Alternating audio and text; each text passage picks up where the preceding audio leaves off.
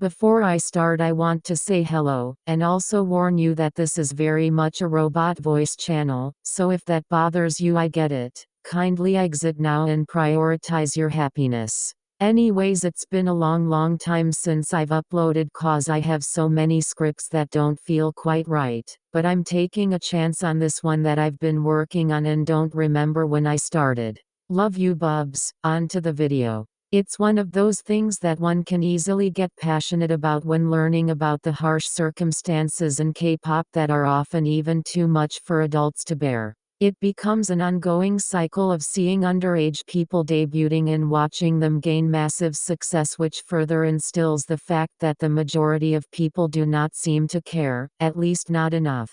However, how would this issue realistically be solved? Because even if they debut as adults, the majority will have most likely been trainees since they were minors, and we've seen how hectic trainee schedules are. This is an issue that feels like it will never go away, especially considering that if you look at this in hindsight, minors are working all around the world. Think about that cashier at your local grocery store. Or who's making your clothing when you buy from Shein. One is definitely more extreme than the other due to the development of the country and minor labor laws. So where on the scale does K-pop fall in terms of ethics? Where should we fall on our stance when it comes to this topic?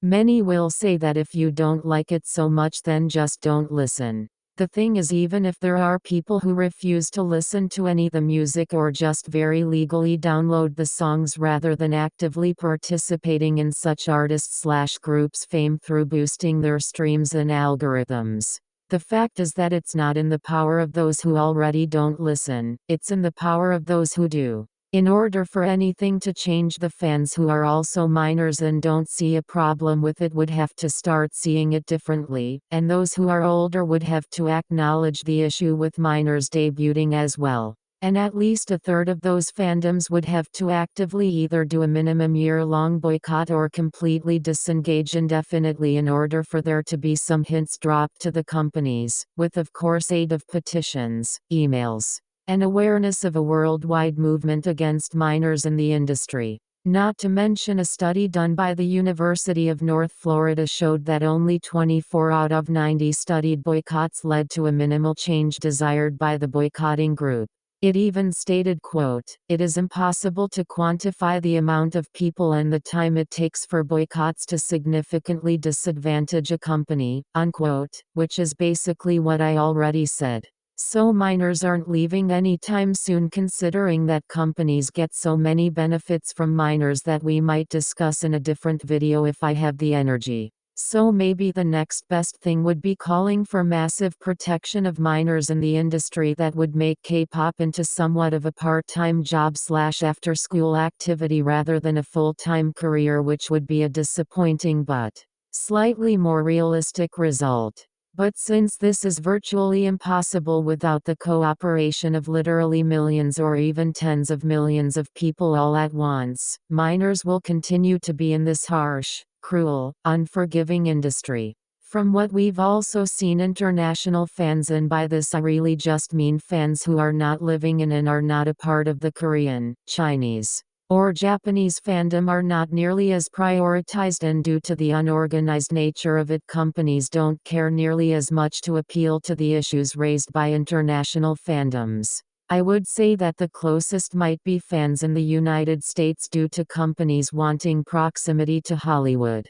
The truth is that while I can't stand to say it myself, minors have truly always been prevalent in the K-pop industry, and now with the surge of the general popularity of K-pop, which translates into the popularity of minors in K-pop, it feels like something that will never go away. Although minors have technically always debuted, was it as high of a frequency as now? Think about how people can give the specific names and examples of minors debuting in early K-pop, but now it would take forever naming minors who debuted in the recent generations and count and name how many debut at a legal age. It's to the point where fans are now hyperfixating on the idea of adults debuting, to the point where a group called Kiss of Life was getting and still is getting major attention for having barely legal to young adult-aged artists debuting.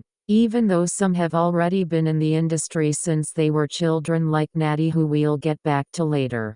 But truly, are fans just hyperfixating on minors debuting as a selective outrage coming from a place of wanting the success to belong to their favorite artists instead? Or are fans hoping that by at least speaking up now, that we can slowly solve this issue? I hate to break it, but I believe it is the prior, considering that people including myself admittedly, only started to focus on minors debuting after New Jeans came around the block. Sure, my intentions were different, but somehow I was able to miss the amount of underage artists in the industry for 5 years until a special debut came about. For some reason, New Jeans just felt like the first of their kind with everything, and I think that many fans of other groups were looking for some way to deter the group's success by guilting others about their age and trying to get their career taken away through this, because they would have just looked for something else to bring the girls down if it wasn't the ethics of their age. But after New Jeans debuted, people started to notice a pattern where a plethora of groups afterwards were debuting with a majority of minors in the group, to the point where the survival show that led to the formation of the girl group Illid had a controversial moment of viewers saying a 20-year-old girl looked too old and showing just how comfortable some have gotten with the under 20 age limit / look that seems to be borderline required. From 2022 and onward, multiple groups have been formed with mostly minors or barely legal teenagers, from Illit, Vicha, Eunice, TWS, NextZ, and so on so forth. It would be challenging for one to name a group that has debuted in the past year without at least one teenager, or even to name a group with all members above the age of 25 that hasn't debuted before the fourth generation. Let's take an individual look at some well-known artists from across generations so that we can get a better idea of just how common minors truly are in K-pop. Keep in mind, these are not the only underage artists in these groups. Some aren't even the youngest in their group. Natty became a trainee at 11 years old, and after coming to Korea she became a trainee at SM Entertainment for 1 to 2 months before transferring to JYP, where she would later become a participant in the show 16 at the age of 13, making her the youngest contestant. Natty also participated in Idol School around this time. Natty trained for 7 years before debuting solo May 7 in 2020, then she sort of disappeared again, and after 3 years she redebuted in the stunning group Kiss of Life on July 5 of 2023 at the age of 21. Jang Won-ayoung was scouted by Starship Entertainment and participated in the survival show Produce 48 in 2018 at the age of 13. She ranked first place on the show and debuted at age 14. After the temporary group's disbandment in April 29 of 2021, Won-ayoung debuted under her company Starship in the same year on December 1 at the age of 17. Lim Seowon was born January 27, 2011. She is a singer, child model, and YouTuber under Lean Branding who debuted on April 24, 2021 when she was merely 10 years old. She was a contestant of Miss Tra 2 in 2020 at the age of 9 years old, and 3 years later was a popular contestant of SBS Universe Ticket, where she later debuted in the group Eunice in 2024 just before turning 13 years old. In addition to the fact that K-pop practically runs on minors, it's disgusting to know that there will inevitably be predators all around these young people. However, even if there were no minors, those predators would still be there, traumatizing adults and adults who are barely legal. Throughout the entertainment industry around the world, there have been a plethora of terrible, disgusting predators, and what's worse is that these are the people in power with many connections. The few who are exposed have already done decades of damage to hundreds and thousands of people already, and even when they are gone, another takes their place in the shadows. Think about Hollywood. Multiple powerful people are exposed even after their death for being predators and literal criminals. It's not something that only happens in Hollywood though. Companies in the K-pop industry and even the artists themselves have been and are being exposed for the same behaviors. Abuse in the industry is an ongoing, heartbreaking tragedy that will most likely not be eradicated. However, that doesn't mean that it's time to give up. It's extremely crucial to spread awareness and to let people know that there is more than meets the eye when it comes to this industry. I think sometimes we only focus on problems because children are involved and forget that these issues that they face are still issues for adults that shouldn't be faced at all. Over-sexualization is a huge topic when it comes to minors, which is absolutely necessary, and at the same time this conversation should be just as relevant with adults in the industry. Many people forget that the adults are people too with fragility that should be considered and validated.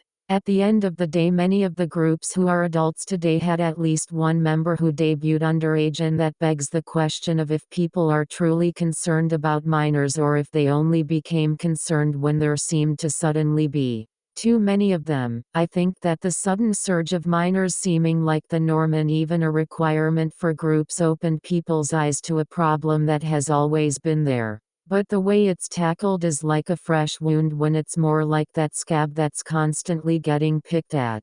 Sorry that sounded gross, but my point is that K-pop has so many problems that are honestly all major, but as long as we still choose to engage in some way, are we in a position to complain? If we are funding the companies and bringing attention to the companies, then how would selective complaining work when we know that words don't produce effective results with them? Well, for one, because we are the consumers, we need to take our consumer power and put it towards what matters to us. Even if you watched their videos or listened to their music, you don't need to be buying albums, concert tickets, and trying to attend fansigns, or voting for them. I am not saying that minors in K-pop is okay simply because there is so much to divulge in K-pop when it comes to the industry's unethical behavior. Instead, I think that the minor situation in K-pop should have much consideration and care given to it in order for us to truly divulge it and come up with a reasonable and practical action plan. Some of the ways that people try to avoid content with minors are through very legally obtaining songs to listen from their device without having to give engagement to the song. If you know, you know, blocking content with minors, and bringing awareness/encouraging others to disengage with content involving minors. It doesn't truly change anything about the industry, but it does give some fans somewhat of a clear conscience. How you feel and what you do, if anything at all, about minors in the K-pop industry is up to your own discretion. Anyways, if you made it this far, I really appreciate you tuning in. This is just a perspective of the situation. It's not the correct way to think about it due to its subjectivity. But please let me know your perspective or if you have something to add. Thank you for tuning in. Have a lovely day or night or both. Bye bye.